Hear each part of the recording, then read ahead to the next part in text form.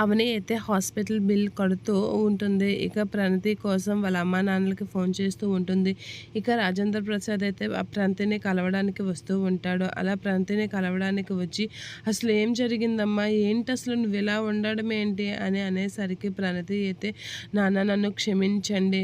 నేను మీకు ఒక విషయం చెప్పాలి అనుకుంటున్నాను" అనేత అంటూ ఉంటాడు. "ఏ విషయం చెప్పాలనుకుంటున్నావు ప్రణతి చెప్పు" అనేత అంటూ ఉంటాడు రాజేంద్ర ప్రసాద్.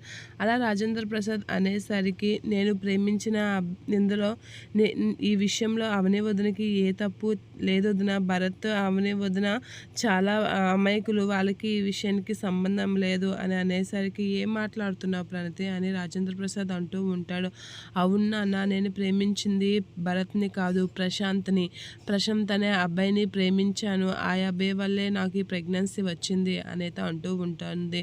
అలా అనేసరికి రాజేంద్ర ప్రసాద్ షాక్ అవుతూ ఉంటాడు. ఇప్పుడు తను నన్ను వదిలేసి, నన్ను మోసం చేసి విదేశాలకు వెళ్ళిపోయాడంట అని చెప్పేసి ప్రణతి అయితే చెప్తూ ఉంటుంది. అలా చెప్పగానే రాజేంద్ర ప్రసాద్ షాక్ అయ్యి అలా చూస్తూ ఉండిపోతూ ఉంటాడు.